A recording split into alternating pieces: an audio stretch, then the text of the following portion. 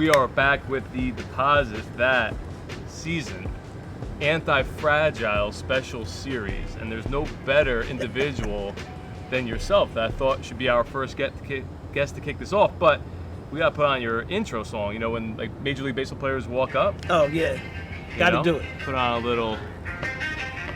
Now this old school, right? These young Thundercats, y'all don't know what this is, but it's all right. Oh, you ready? I think they played Madden. The only reason why they would know this from playing Madden. From playing Madden. Oh, 99, I think. I don't even know. Might be an 89. So welcome back to Deposit That podcast. We're here today with Chuck Morris from Midtown Biohack and my co-host Malik McGee. Malik, man, welcome as my partner to the new Deposit That season. How you doing? Welcome. Thank you, Jeff, for having me. Chuck, thank you for being here. Pleasure. Why don't you introduce yourself and let everyone know who you are and what you do? Well, I am the Chuck Morris, not Chuck Norris, even though clearly some of y'all got excited. It's all right. I am the owner and founder of Midtown Biohack, where we change lives deep down inside of your brain and pull it out, rewire it, and put it back in. I've been doing this and just this for about 29 full years. We like it, we love it, we want more of it. We take science and technology, we twist it, and figure out how to pull the greatness out of people and get you out of your own way. Talk to me about, we're going to dive into the adversity and the real anti-fragile component of life in general, your personal stories. Talk about how you personally maintain your consistency and your character. So I'm sure based on your profession and your life and your story that I know about, your character is probably often tested and your level of consistency is probably as straight as it comes. Yeah. Well, for me, one of my great mentors, he told me years and years ago, he said, the evidence of you willing to do something is you're willing to prepare for it, right? So that's actually the evidence of you really want to do it is will you prepare for it.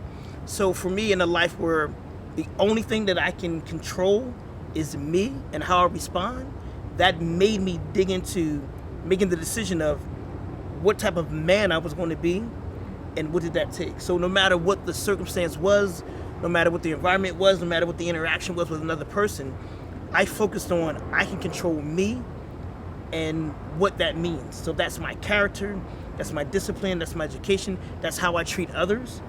And no matter what the storm was or what the challenge was, I could always come back to, but what will I do, right? No, not what you do, not what it's not so much what Jeff did to me, it's how I responded to what Jeff did to me, right? Because I don't want to give Jeff control over me. I grew up in Philly, so we had an issue with people controlling us. So I didn't want you to feel like you can control me. Okay. If I do this to him, then he'll do that. The small thing I control, which is a big thing, is me. Can I ask this? So just diving deep into the beginning story of that, what drove you into even feeling or gaining that mindset?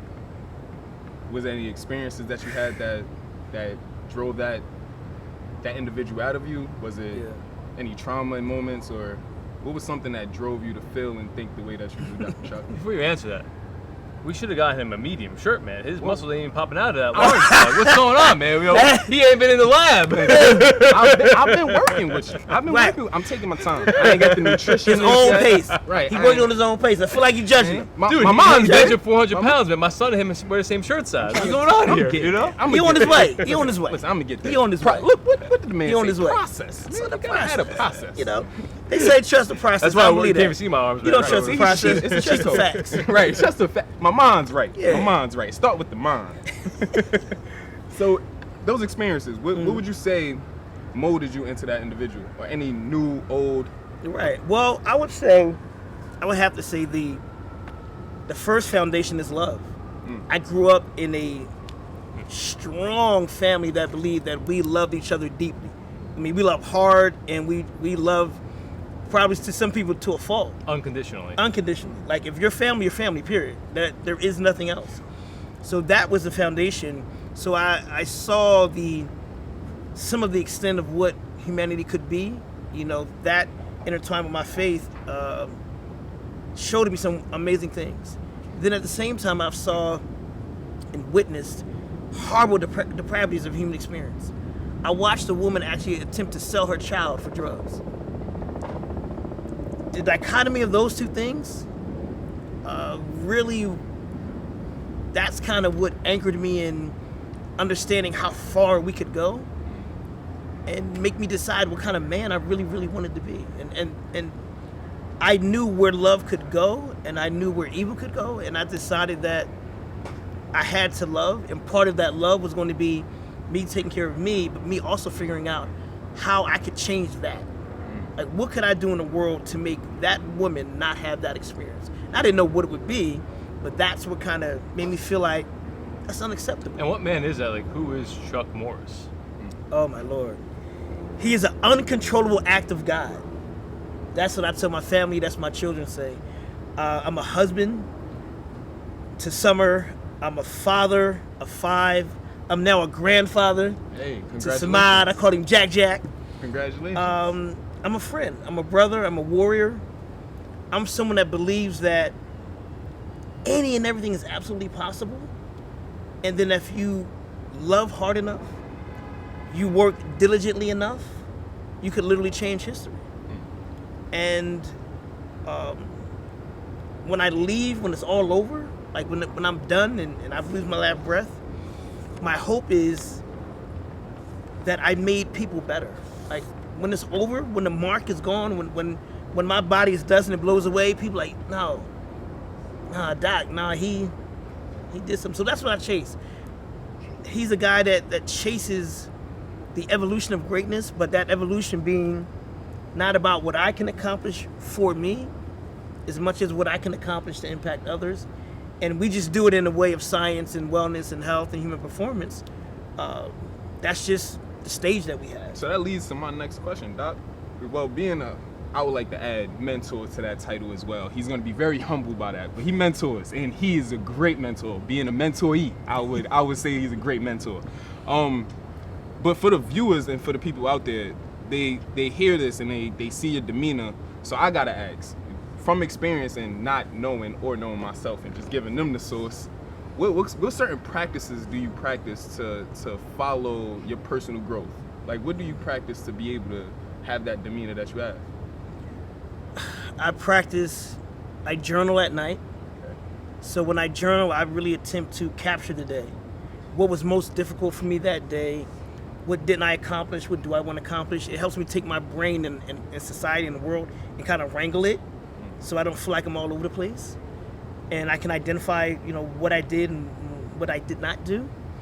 I figure out when I do that journal, who did I impact and what opportunity do I think that I missed, right? What conversation, what did Jeff say to me that I wasn't really locked in? And I played back in my head like, he said this, but I think I missed it. I try to find those little teeny moments to do that. So the journal helps me. I train like a madman. And when I say a madman, it's because my working out, Please explain. we like to call it one of my personalities. So I had multiple personalities. If I was born in these days, I'd be on all the drugs. OCD, I got all of that. Yeah, I'd be on all. I'd be on all. ABC. They have me on everything. So the professor in me is always looking to figure out how to dissect it. How do we dissect it? How do we get better at it? And then how do we help others be better at it? And that's my Professor X. My other personality is Weapon X, the Wolverine. And that's the one part of me that says I'm an uncontrollable act of God. And that's the guy that says, I want to take myself all the way to the edge and see what happens when I jump off. So I try to encourage other people to do the same thing. How do you quantify the day? How do you quantify the experience with your children, with your business people? And then when you had that meeting with that group, did you really push the group to the edge?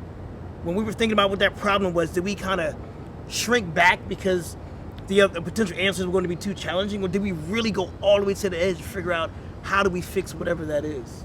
I don't know if that makes sense. No. Absolutely. So I'm going to dive into bring you to the anti-fragile component of this now, right? Because this is where I think people need to hear, and just so everyone can get a grasp of it, you should all Google what anti-fragile means, where it stems from, and what it is, and we're going to touch on that. But the reason why we kicked off this series as a special series heading into the election, we think we know a lot of people are not in a very good mental state. So this is all about deposit. That means taking one thing that they've learned from today's episode from you, the expert, right? People that people look up to. Take one thing and deposit that to their brain. That's all. We're not saying look at the whole show, learn 15 different things. We want you to leave here with one thing. Although it would be nice for you to look at the whole show. You would rewatch it. The whole different thing. seasons of life, right? But the whole thing is, anti-fragile comes from the ability to not crack, like bend but Yeah. don't break.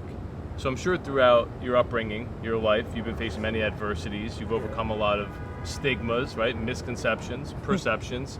One thing that sticks out to me was when we were talking about like, yeah, I'm a doctor, I'm a sports scientist, right? Yeah. And you were like, someone who looks like me only is able to hit a certain level. They can't go above that. Talk to me about that particular title transition situation Yeah. and how you were able to overcome that.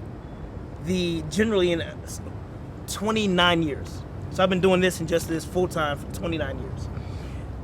Pro sports, Olympics, everything. And in that world, generally someone that looks like me is allowed to be a strength and conditioning coach. We can help people get bigger, stronger, faster. That's the black guy can do. I'm not allowed to be a scientist. And I'm definitely not allowed to be a scientist who specializes in functional neuroscience. They're like, Neuro what? no, yeah, it's like, first off, sports scientist wasn't even a thing, apparently, up until 2 years ago. No, it really was. It's been around. Yeah, it's been Saw it on around. ESPN. We've been here. And for me, it was challenging because, initially, because I'm a hopeful guy, I thought that I just need to accomplish a task. I needed to get whatever the degrees were. I needed to get whatever the learnings had to be. I needed to get the experience. I needed to show and prove. And every time I showed and proved, what was being proved back to me was, you're not allowed in the room. I was the health and fitness coach of the entire city of Philadelphia.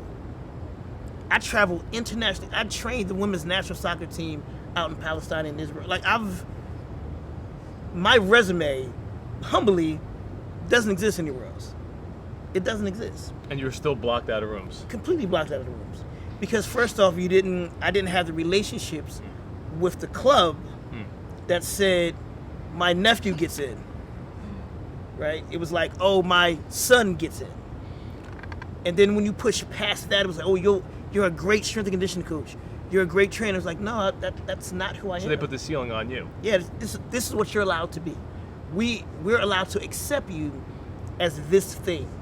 We won't accept you as anything So else. rather than taking out the entire room physically, Yeah. how did you channel that and then use that to build and break through that glass ceiling? It was interesting. I really had to figure out why it was so important to me for other people to recognize what I had accomplished. Was it a pride and ego thing? It was the sense of not feeling like I was enough. Like, it went all the way down to me and my childhood thinking that I somehow didn't meet some other standard, and I was looking for other people to validate me. I was looking for some external things to tell me that I was worth it, that I made it, and I had to come to the conclusion that I'm an uncontrollable act of God. And what year was this? This Like, was... last year? No. What year is it now? March 2024? This was 2000, probably 2002. 22 years ago. Yeah, about Wow. 2002 is when I really realized that, So about 7 years into your career, 8 years yeah, into your career. because I really realized that I can't wait for anybody else to christen me. I can't wait for anyone else to tell me that I'm enough. I can't wait for anyone else to tell me that I'm good enough. And by doing that, I was literally dumbing myself down, and I was getting in the way of my ability to make major change in other people's lives. Because I'm thinking about what I'm not, as opposed to figuring out how do I make the biggest impact. And once I made that shift, then all of a sudden the doors didn't exist. The moment I decided that it didn't matter what anyone else thought in terms of what I could or could not do, then it became, and I literally had this, my children, I have 5 children, we have it almost like tattooed in our hearts, which is, if it's never been done before, like if anyone's ever done it in history, we can do It it. could be done. Yeah. And if it's never been done, it's just because we didn't do it yet. That's how I trained my children. And once I made that decision and then really figured out, I want to make the biggest impact on people's lives I possibly can, and I stopped looking for anybody else, I looked up and I was in the room. Has there ever been any moment throughout your career or life where you thought that was it, you wanted to give up, throw in the towel? Oh my gosh. valley More of times than I can despair. count. More times than I can count, we hit a reset. I would set a mark. I want to accomplish this mark, hit this mark. When I get to that mark, it'll be there. We had a few times where we've had people some multimillionaires steal from us. We had people come into our lab and look at all the equipment, buy all the equipment. I had so many scenarios where every time I felt like I wanted to quit is because I felt like someone took something from me. And this was the Took something from you that you thought you could never get back? that I thought I couldn't get back, and that I thought somehow was rightfully mine. What did you call that? Would you call that entitlement, or how would you describe that? It's pride. For me, my interpretation was it was pride. It was the thought of you can take something from me that's really mine.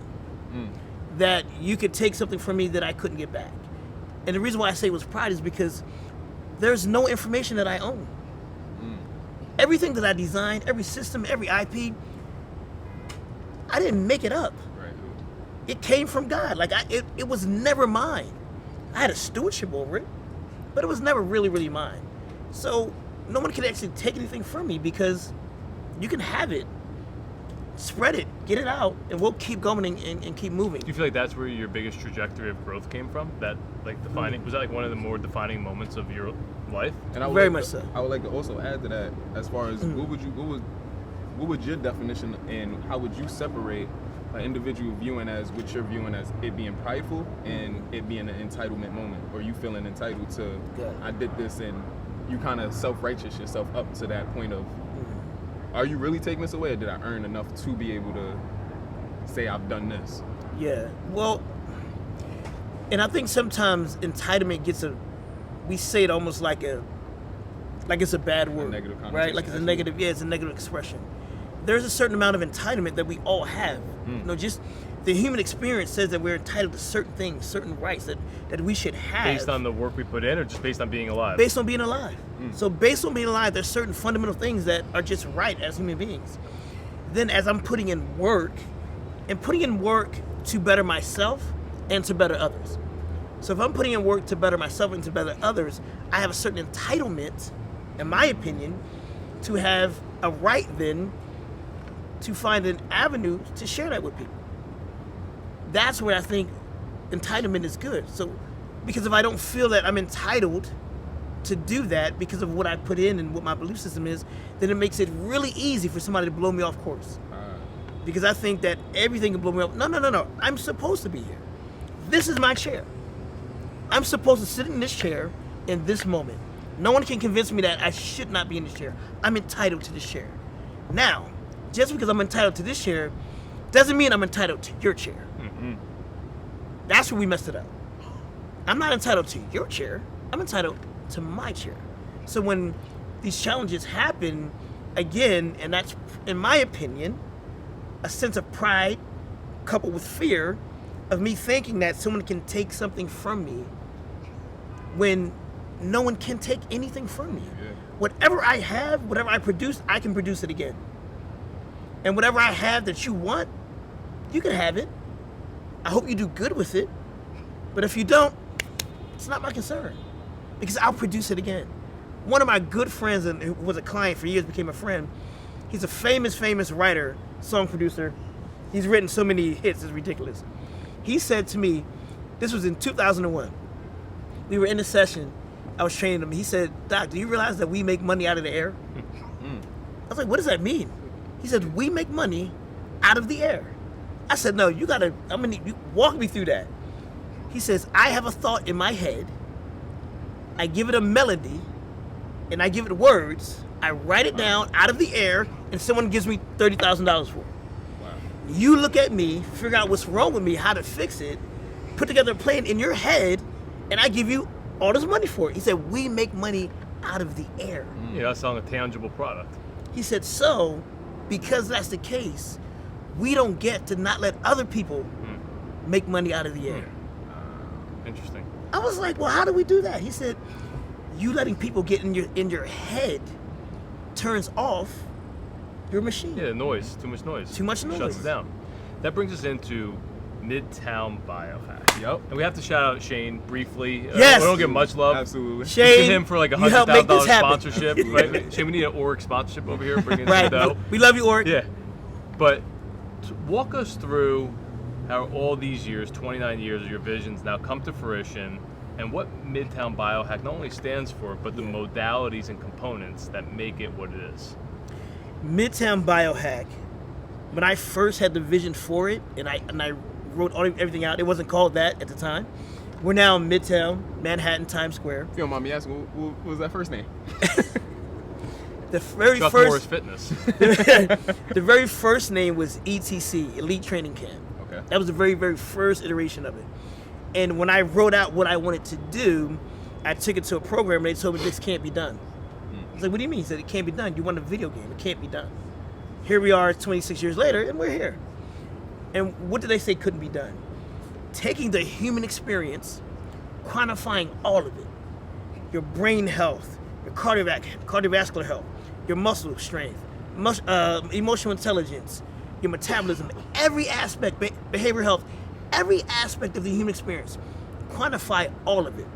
From the brain and nervous system out. And then once we quantify all of it, measure all of it, see where we can improve it, and then literally lay it all out in a playbook. Butt naked. It's all out there. I feel uncomfortable. It's a breeze. It's a You feel a breeze. Lay it all out there. Okay. And then apply science and technology to fix it. And when I say fix it, not that something's wrong with you, to optimize it. Enhance it, optimize Right? it, make it better. So how do I optimize a human being? And not just our Olympic gold medalists. How do I optimize the other athlete? The CEO. The CEO, right? Who has the same experience, it's just mental and emotional. You don't realize that your body is responding the same way as the physical athlete. So Midtown Biohack is, how do we absolutely maximize the human experience, optimize it, use science and technology to do it all, hyper-personalized, guaranteed results. We call it precision wellness. That's what we call it. It's precision wellness. And then do it in a fraction of the time. So I hear you say this phrase, human experience, and I'm probably curious that the viewers want to know, what does that mean to you, or what does that mean in general? What does a human experience mean? Is that my everyday walking the dog, eating cereal in the morning? Is that going to therapy? What is a human experience? To me, the human experience, it includes a few things. One is my actual soul, my consciousness, right? So I'm experiencing the world with my memory, my imagination, with my intellect. I'm experiencing the world with what I can touch, what I can feel. I'm experiencing the world with the senses of other people, like how to, as a citizen, how I communicate. So the human experience is taking away the compartmentalization of my time here on Earth. So all the aspects of what I feel and what I think all count when I'm interacting with people. Okay. So I don't get to sit here with you and only hear. No, I see, I feel, I touch, I think. So when we're thinking about optimization, we need to think about the totality of your experience. So practically, what does that potentially look like? It's not just an eating plan. No, what's your metabolism? It's not just getting stronger. No, what is your nervous system saying? It's not just sleeping better. No, what's your recovery? Right? So the whole human experience is all the aspects that go into you. We can now measure all of it and improve all of it. So the human experience is everything together. So you're not piecemealing like Legos and we're missing a part. I love it. Does that make sense? Absolutely. So with you saying that, I'm inclined to ask, have you ever had any failed human experiences that are, because you seem very inspired and very calm and ease, but I'm only questioning this because I feel like everybody that has that level of peace goes through the most trauma or the most things to be able to find that peace within themselves. So my question to you is, what is that one failed experience that either humbled you, that forced you into this lane? Because I know we asked earlier what got you into this, but I know sometimes it takes that one fall down forward to get back up. So what was that human experience? This was not in the notes, y'all. Nah. They throwing stuff in it. None of this was in there. None of this was in the notes. Sweating a little bit more. Right. That was two swipes a minute. They got a little war. My guys tell me they're gonna figure out who's gonna play me in the movie.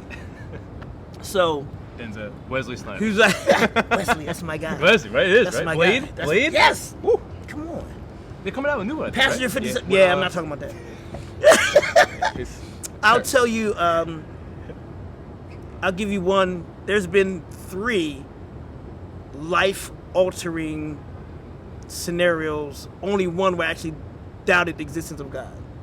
Traumatic experiences in my life. 3 major. I mean, I had a lot, but 3 that just like turned to shit, if that makes sense.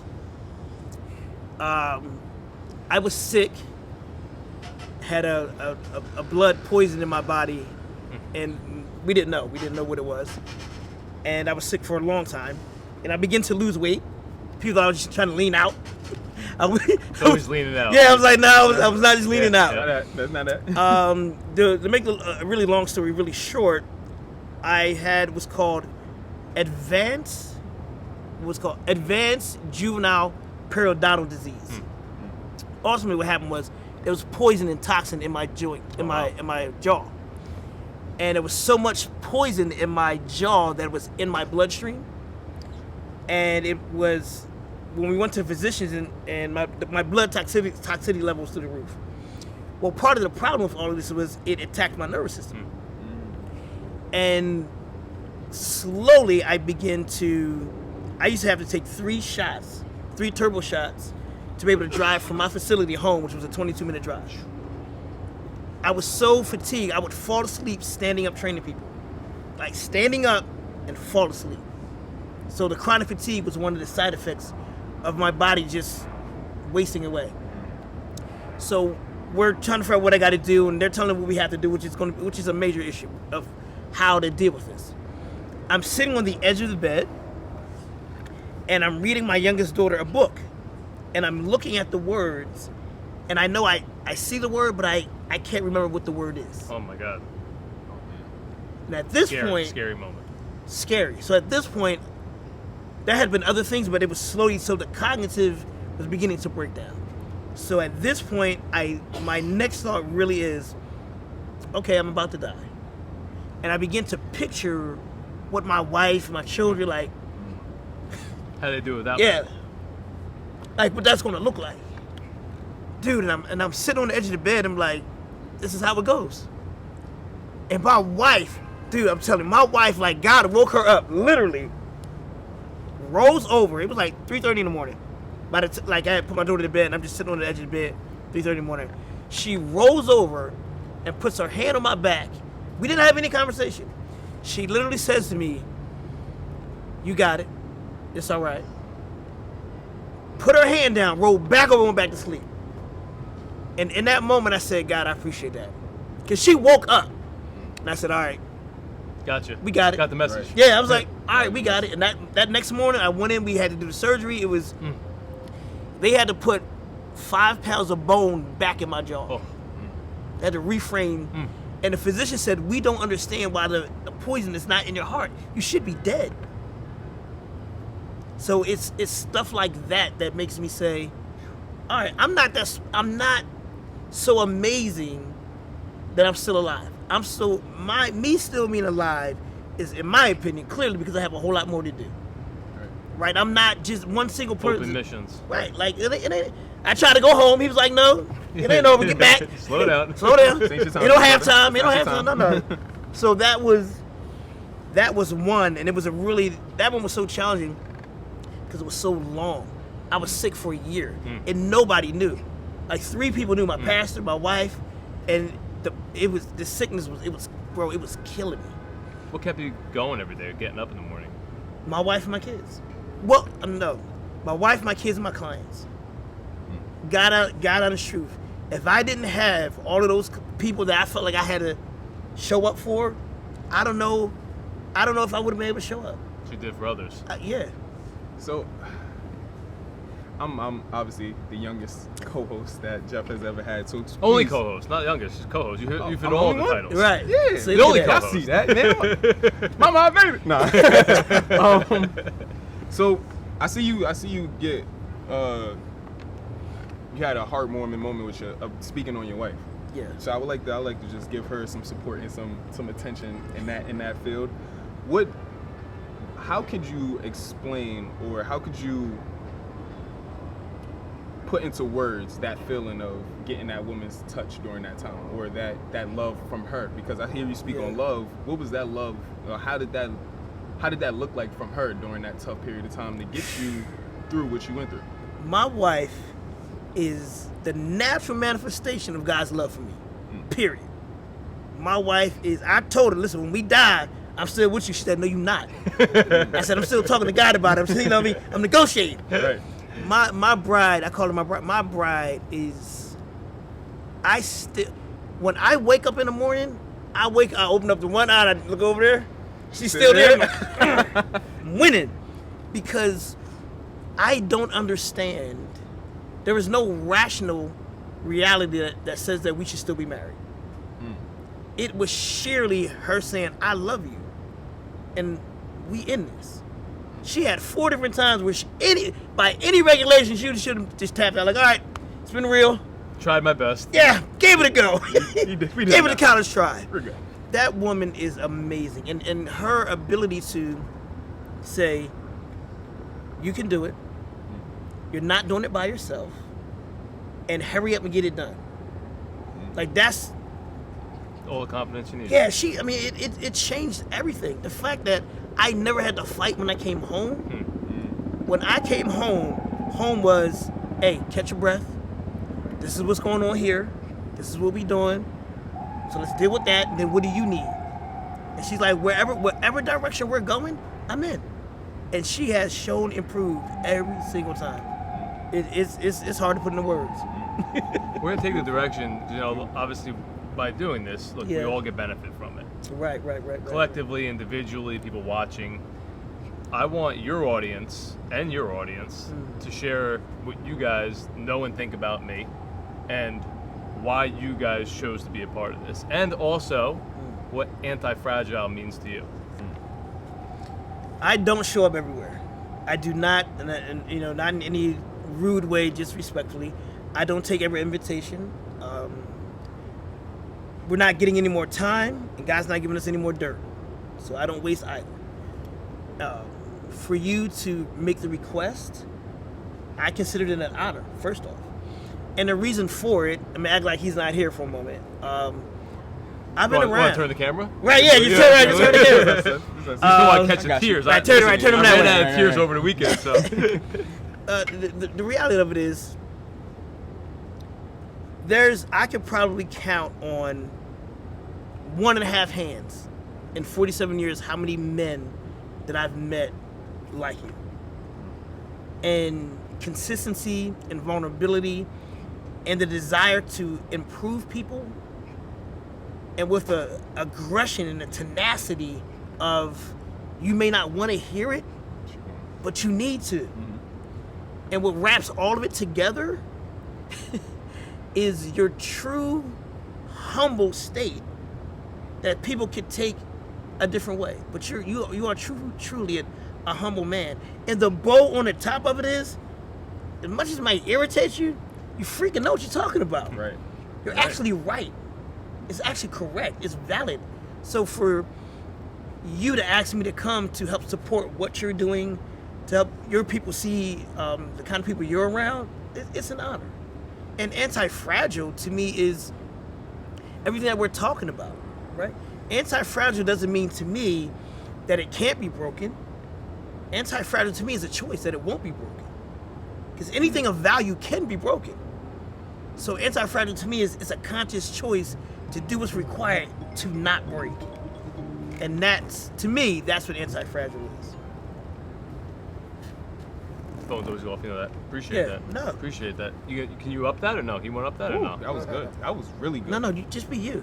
Well, first I would say it's a pleasure because this is my first episode, Anti-Fragile Series. Please subscribe.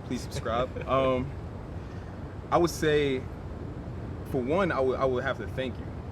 I would have to thank you and Dr. Chuck. I mean, you and Dr. Morris. Chuck Morris. Dr. Chuck Morris. Dr. Chuck Morris. I would say I'm not an individual that's impressed, nor do I get excited about much unless it's like a real true, I feel it in my bones, being spiritually inclined and also being willing to do a lot and be open-minded. I would say you are, and Doc here, both have, in a lack of a better words, risen my awareness about myself.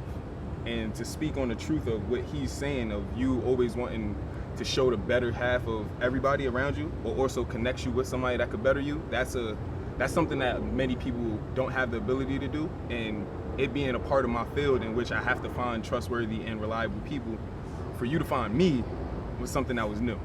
I have had people want to get in contact with me and want to, because of who I'm around, but you were adamant on me meeting Dr. Chuck, and not only just that, but you sharing the information.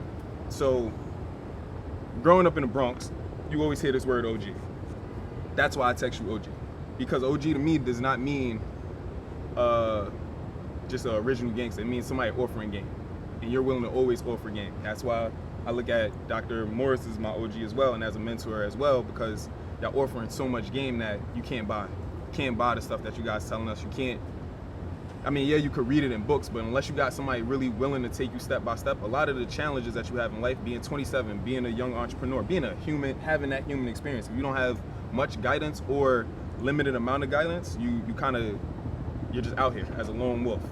And no matter the talent, no matter the people you know, you always somehow need that guidance to, where am I going with this? Or have that spoken out loud to, hey, this is what I want to do. And somebody just, all right, let me polish this up for you guys. And for a long period of time, I've been just doing what I got to do, but no polishing. So to have somebody like, nah, you have something on your hands, you're special, and to show me my value rather than just be like, yeah, let me show you and benefit. No, like, you guys showed me. So for me, that's something that you can't put into words, you can't really describe. And you giving me the opportunity to be a co-host, to bring in the people I know, to meet new people, to just be better and be that person that I envision in my head. It's just, you can't thank somebody enough. That's why I started off with thank you both, and thank you in particular for giving me the opportunity and seeing something special in me. But just know, I'm a hungry individual. So if he's hungry, I'm going to turn it back on why I asked both of you to come. So I think the first thing is, obviously, I admire you and respect you. And I think one thing men in today's society fail to do, for whatever reason, is look at other men as threats. Forget about age, wealth, demographic, color, sex, whatever, right? You know, some men aren't even men, right? These days.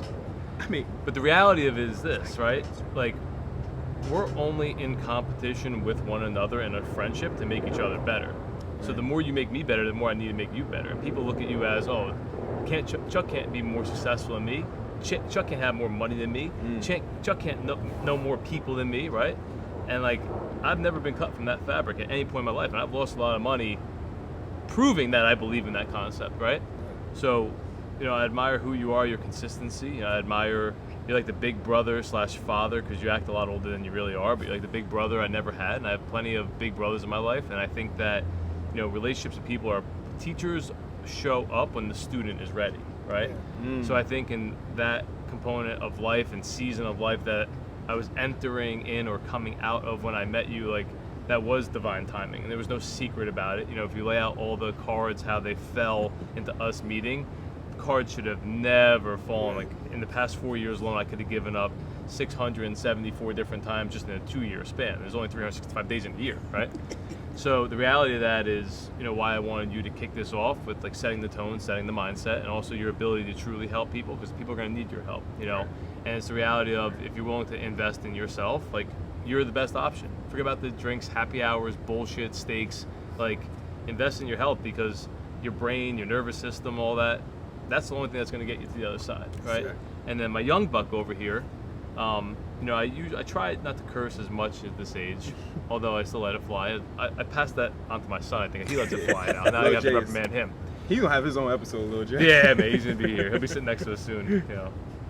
The reality is, I'm going to be blunt by saying this, you know, I wish people paved the path for me and opened up the hole for me to hit. Part of me does. Someone's bothering me and annoying me right now. Someone's needing us. The reality is, I'm grateful that nobody paved the path for me, because now I have the ability to help pave the path for others, to expedite their success and teach them along the way, right? If I open a door for you and, like you said, you know, run and just jump off a cliff, you don't know any better. Right. I can not only open the door, make sure that door is off the hinges for you, and hold your hand and walk you through that door, and one day just slowly let go and you keep walking and you know what's ahead of you. So I think in life, a lot of people like to say they put people on. I can't tell you, by the time I was 30, like 7 different people, men, I made you, how many business I gave you, how many deals we did. And I'm like, first of all, my mother and father made me as far as I know. Maybe not, I don't even know, like, this is what I'm told at least. But until I prove otherwise, I have a mother and a father, and they made me. Right. I don't believe in making people, right? And I think so many people, because I was so young and impressionable and like looking for guidance and looking for people to admire and be like, right, in a very lonely industry, I was tired of hearing people made me. Like, you didn't fucking make me. I just did a deal for you based on my experience, based on my sacrifice, and no one else could do. You made me $7,000, right? I paid 50% tax on it. But you made $42,000, right? So who actually, like, let's compare that here, right? Yeah. I think just the reality of it is like, people today need to come together. I think people need to see 37-year-old white guy, 27-year-old black guy, 47, 48-year-old black, how old are you, 47? 47, 27, 37, 47, like sitting at a table as friends. I don't care about who you vote for. I care about like who you are as a person, right? And the reality is, you could have your own thoughts, and unconditionally, I respect and admire you for them. And I think that needs to be like the primary focus of today's world we live in, right? We all come from different backgrounds, beginning human experiences, but the more we're sitting at a table together and agreeing to disagree, or saying, you said to me one time, like, what if Jeff is right? Or like, you know what? I respect him, I admire him. Let me hear why he thinks this way on this topic. Today's world, unfortunately, boxes everybody into a corner, one side or the other, and it's just not what I'm about. And I think the reality is, the only way we all as a society get through what's coming, the storm, mentally, economically, socially, right? Yeah. Financially. It's coming. The only way we get through is by being around good people and having that one person that you don't want to let down. I can tell you again, many times I could have given up, thrown in the towel, but I got people that not only rely on me, but count on me for putting money in their pocket and putting food on the table for their family. And I think the more we have a bigger picture purpose collectively, and the more we inspire the younger generations, like, work hard and like, yeah, you know what, nothing's guaranteed, but showing up every day, that's something that I think everyone needs to take to the next level. So as we close up the episode, and we went a little bit over, which is always great, what's one thing you want the audience and listeners to either instill in their brain, to deposit that, or one thing that you want them to remember you as? You only get one deposit here. Right, but so you don't have to worry about remembering me. So the deposit is the care that's required for your brain and your nervous system. Like, we have to wake up to that. We have to wake up to the importance of this controlling everything else. What's one way you could help people do that? Midtown Biohack. Wow.